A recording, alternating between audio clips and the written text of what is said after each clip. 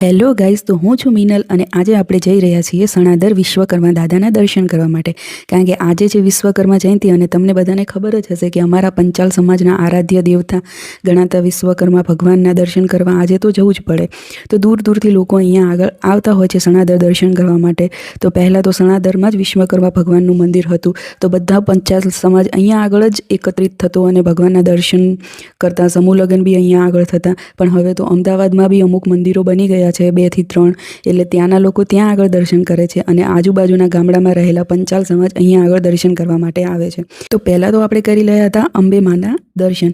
તો તમે લોકો બી સરસ અંબે માતાજીના દર્શન કરી લો. પછી આપણે વિશ્વકર્મા દાદાના દર્શન કરીએ. તો બોલો વિશ્વકર્મા દાદાની જય.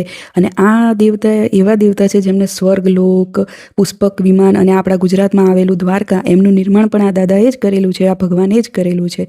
અને એ એક ઓજારો અને બધા જ જે એક શિલ્પકાર છે એમના દેવતા તરીકે આમને પૂજવામાં આવે છે. એટલે અમારો સમાજ તો આમને બહુ જ માને છે. એની સાથે સુથાર સમાજ પણ વિશ્વકર્મા દાદાને માનતો હોય છે. પછી આપણે કરશન બાપુના દર્શન કર્યા, હવનનું આયોજન કરેલું હતું, એક સાઈડ સમૂહ લગ્ન પણ ચાલુ હતા. તો આટલી ભીડ હતી, હવે તો ઓછી હોય છે, પહેલાં તો બહુ જ મોટી સંખ્યામાં લોકો અહીંયા દર્શન કરવા આવતા. અને આ મહાકાળી માતાજીનું મંદિર છે. કહેવામાં આવે છે કે કરશન બાપુ આમને પ્રસન્ન થયા હતા અહીંયા આગળ, એટલે ત્યાં મંદિર બનાવવામાં આવ્યું હતું. પછી આપણે કર્યા આપણા શિવ શંભુ શંકર ભગવાનના દર્શન. ત્યાં આગળ દર્શન કરી અને આપણે આગળ વધ્યા. અહીંયા આગળ પાર્કિંગનું બહુ જ સરસ મજાનું આયોજન કરેલું હતું, જેથી કોઈને તકલીફ ના પડે. અને ત્યાં આગળથી પછી આપણે આગળ વધી અને પહોંચી ગયા હતા દ્વારકાધીશના મંદિરે. તો આ મંદિર બી નવું જ નિર્માણ કરવામાં આવ્યું છે. તો આ મંદિરનું તો એકદમ આમ સરસ જ મન મોહી લે એવું મંદિર છે દ્વારકાધીશનું. તો આપણે બી ત્યાં આગળ દર્શન કરીએ.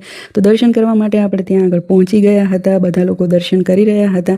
તો તમે લોકો બી કરી લો દ્વારકાધીશના દર્શન અને બોલો જય દ્વારકાધીશ.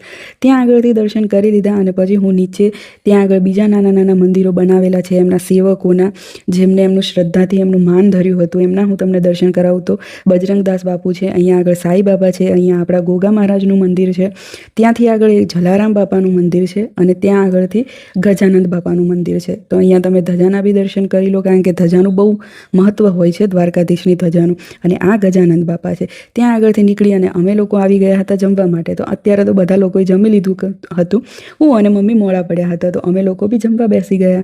ત્યાં આગળ બધા લોકો જોડે વાતો કરતા જમી લીધું. તો તમને લોકોને બી મારો વ્લોગ ગમ્યો હોય અને દર્શન સારા થયા હોય તો કમેન્ટ કરજો જય વિશ્વકર્મા દાદા.